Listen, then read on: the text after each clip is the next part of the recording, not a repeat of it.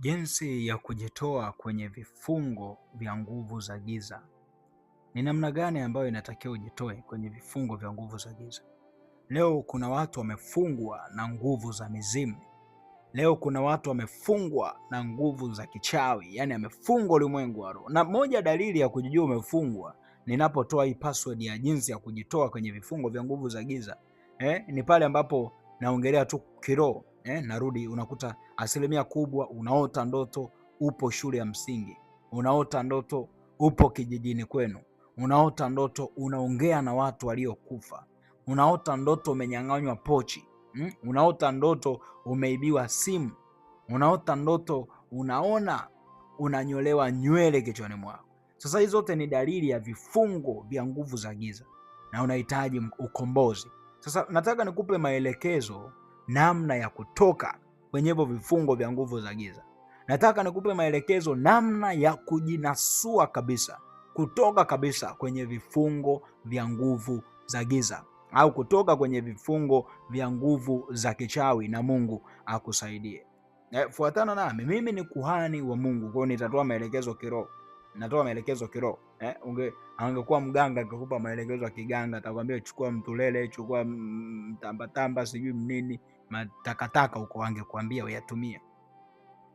Anakuambia unywe, unakunywa mpaka sura inakunjamana. Kwa sababu gani?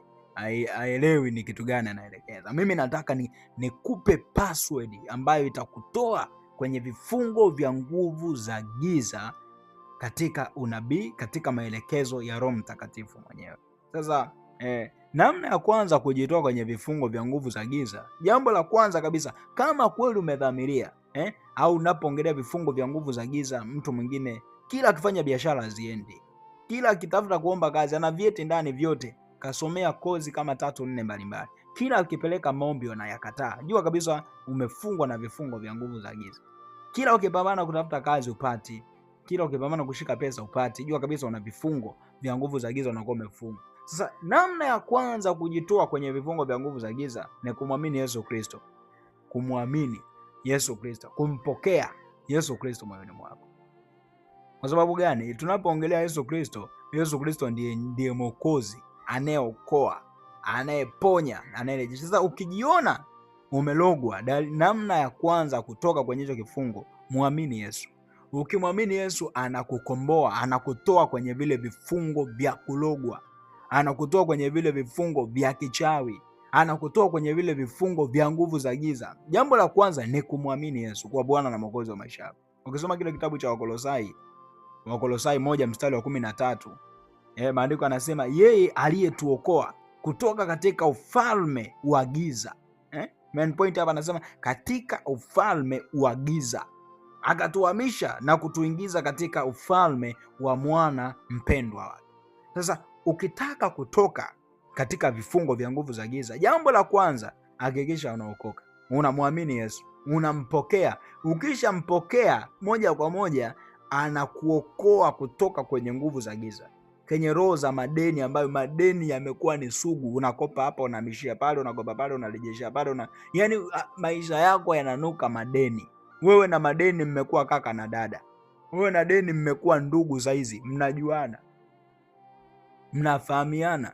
Kila mtu ukigonga nyumba ya jirani yako anajua amekuja kuomba hela, amekuja kuomba hela, anataka msaada, huyo anataka nikope. Yani unanuka madeni, kila mtu anakuona mama madeni, yani ni jina tu basi, hawezi kukubandika mama madeni, ila ukiwageuzia mgongo bana, yule anakopa mpaka na kela.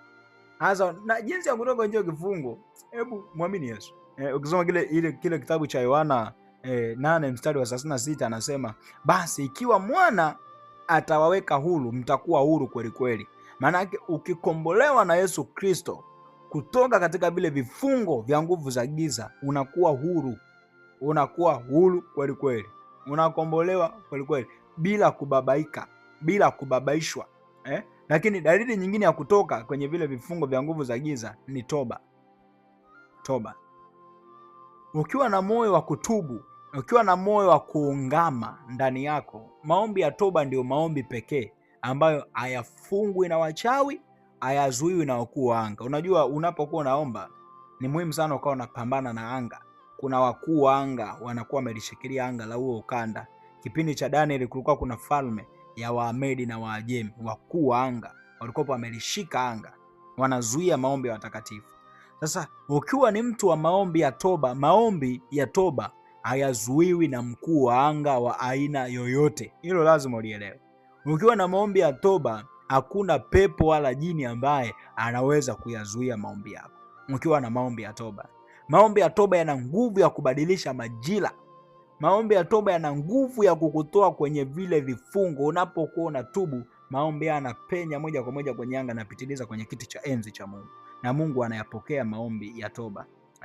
Kwa mfano ukisoma kile kitabu cha Yohana wa kwanza 1:9 anasema kwamba kama tukiziungama dhambi zetu, yeye ni mwaminifu na haki na wa haki, atasamehe dhambi zetu na kutusafisha na udhalimu wote.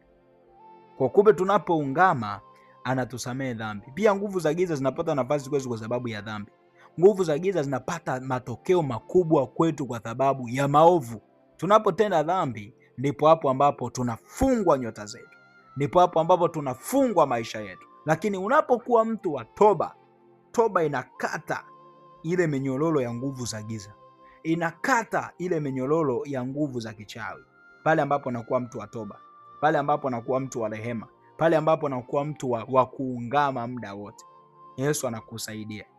Lakini namna nyingine ya kujitoa kwenye vifungo vya nguvu za giza, penda kuwa mtu wa kufunga na kuomba. Unapokuwa mtu wa kufunga na kuomba, maombi yenye nguvu ya kufunga na kuomba yanakusaidia kuvunja vifungo vya kiroho. Hilo lazima ulielewe. Yanakusaidia kukupa nguvu ya kushinda vita dhidi ya nguvu za giza, au kushinda vile vifungo vya kiroho ambavyo umefungwa ulimwengu wa roho.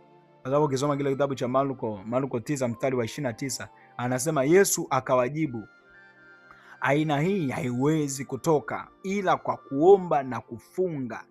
Manake maombi ya mfungo nayo pia yana nguvu kubwa sana ya kuleta matokeo katika maisha yako.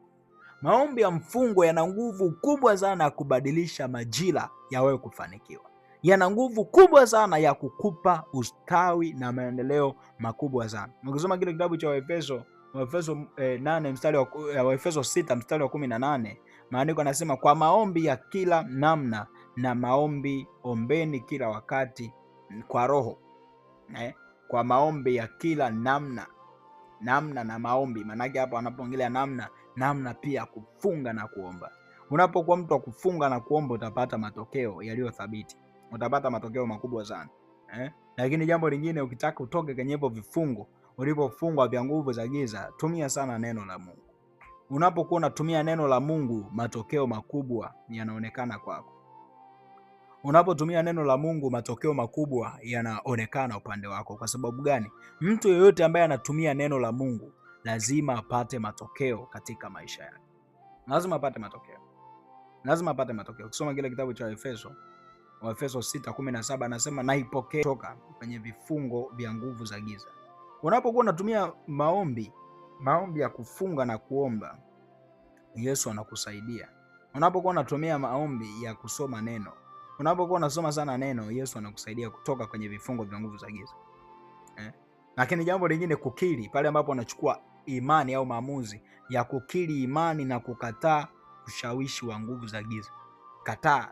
Kataa rushwa, ni nguvu za giza hizo, unajiambatanisha na vifungo. Kataa uongo, unajiambatanisha na vifungo.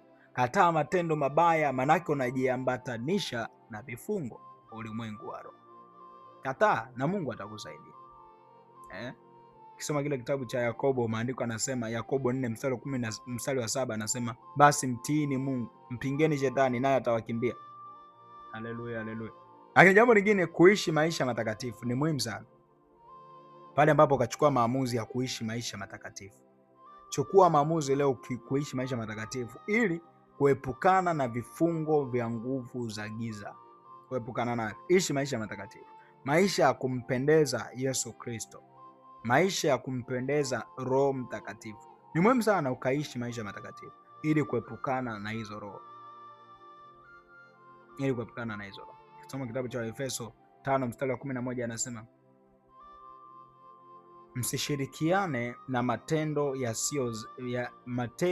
yasiyozaa ya giza, bali myakemee. Kwa ukiwa unataka kutoka kwenye vifungo vya nguvu za giza ndani yako, ni muhimu sana sana sana sana ukaelewa kwamba maisha matakatifu yanakunasua kwenye vile vifungo vya nguvu za giza. Maisha matakatifu yanakutoa kwenye vile vifungo vya nguvu za giza, na Mungu analeta baraka na ustawi na mafanikio makubwa sana katika maisha yako.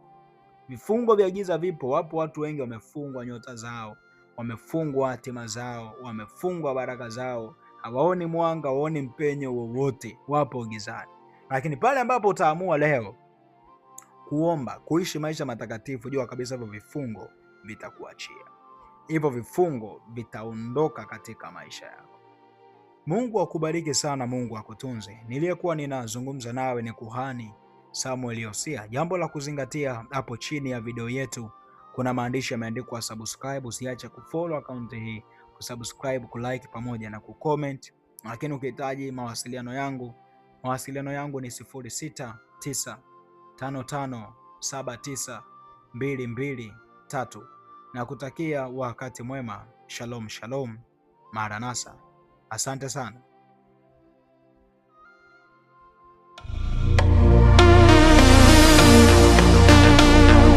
Ladies and gentlemen, welcome to the channel.